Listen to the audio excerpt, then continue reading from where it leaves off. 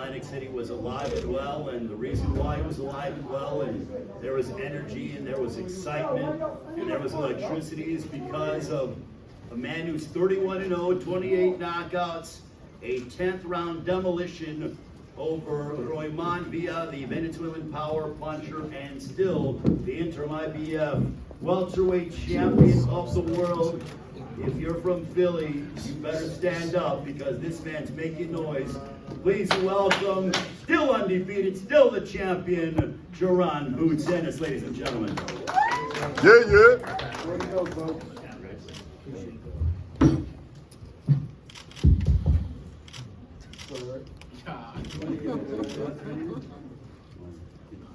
Go ahead, kid. Let's just get right into questions. Questions for Jeff, kid. What's our kid? TUse VidiQ boxing here. How you doing, Boots? Congratulations, man. Appreciate it. You got hit a few times flush in this fight. How would you rate his power? I don't know.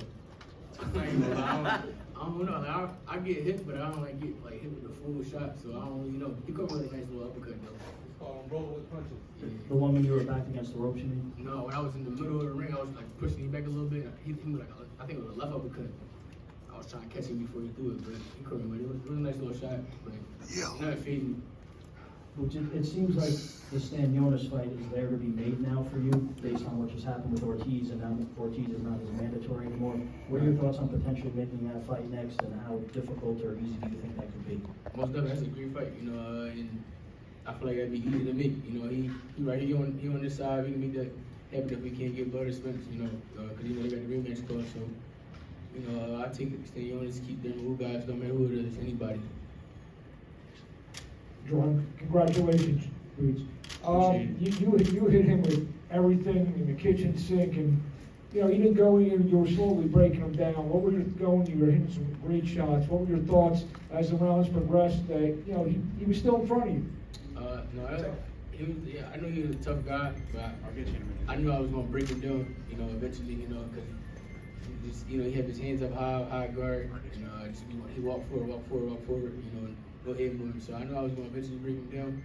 I just had to take my time a little more, and I knew eventually I'd get it, and I got it.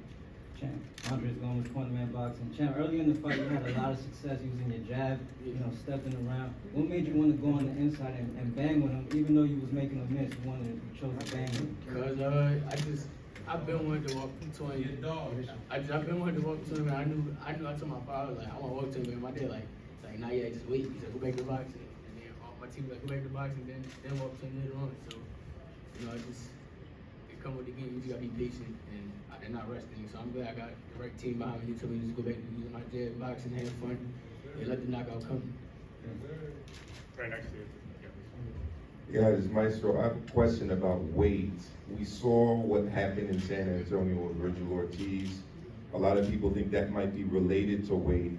Can you talk to us about your ability to make 147 pounds and how much longer you see yourself in this weight class? I can make this weight as long as I want. You know, I weighed at 145.5. You know, and I wasn't sucked down and drink. I ate the night before. I woke up in the morning, drank some water. You know, ate a little bit. You know, I make 47 easy. You know, and I rehydrate back up good, and I'll be healthy and strong. So there's no problem for 47 for me. Second round. James Miller, the boxing source over here. You said after the fight that one of the things that you wanted to work on a little more was working body. Do you think that in those first few rounds when you were landing those counters upstairs that you kind of got comfortable with that and doing little things, showboating, showing your skills and all that you didn't really think about that too much? No, I was just in there having my fun, doing my thing, just having fun and being smart. I did go to the body early, but I just was only jabbing to the body. So when I was on the inside, that's when I really started, touching the body a little more. And my pop told me use a little bit more angle to stop pulling back. My team told me to stop pulling back. So yeah, that's all I was trying to do. Was trying to get tight and not trying to get hit with dumb shots like here and there. Hey, Boots, Jaron, for the magazine, but I'm inquiring. Bruce, you said you hurt your hand. No, I'm cool. I'm good. You didn't hurt your hand? No, I'm good. All right. Secondly, how much did the last fight help you in preparation for this fight? My last fight helped me a lot. Just like I just said before, I went back and this whole camp I had, I was smart. Well, I always spar bigger guys, but I just went back to just having fun. You know, and that's the main key to the boxing game. Having fun, doing what you love. You don't go in there looking for the knockout. Just have fun, let it just cruise, and just find your shot. Don't look for it. Bruce, Chris Murray, Philadelphia Sunday Sun. My question to you is that I think in the second round you went to the southpaw stance, and it seemed like every time you went to that stance, whether the fourth round, fifth round, you always got to him. Was it easier to kind of reach him, to find him when you went to the southpaw stance? Either side don't really matter with me, but I feel like when I turned southpaw, he was only looking for one shot, and that was that right hook. You know, I knew that was coming. You know, I was just trying to time him. And he really wasn't coming in like how I thought he was going to come in, but I eventually got him. So. After the second fight with Crawford and Spence, where do you see yourself fitting in the mix, and how serious are you with the Keith Thurman fight, if he's serious? I'm super serious about keeping the fight. I was trying to fight him, in June, but things didn't fall through. But hopefully he do fight. If not, we got a lot of great options out here. We still got Ugas. He a nice former world champion. You got Stan Ennis. We got a lot of other guys. Besides Bud and Spencer. But everybody know I want the main guys. I feel like I'm gonna be able to showcase my ability and my talent against those elite level guys, and I feel like they'll bring something else out of me, Boots, your last fight against Kareem Chikazin, it was kind of a messy fight, but this fight you got a chance to showcase more of your ability. Yeah. How much more do you have in your bag that we haven't seen? I got a lot more, man.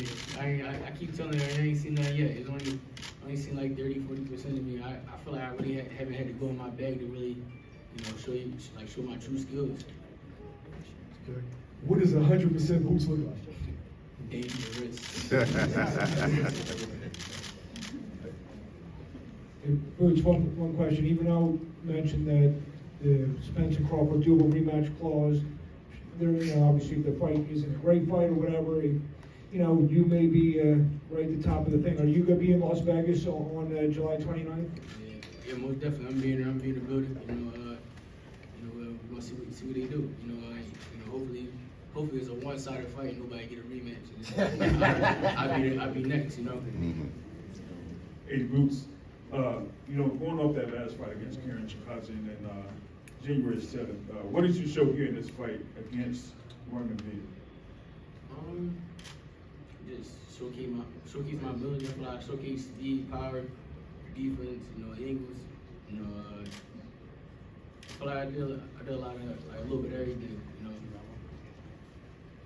Yeah, Boots, you know the division top to bottom, the contenders, the prospects, the elite guys.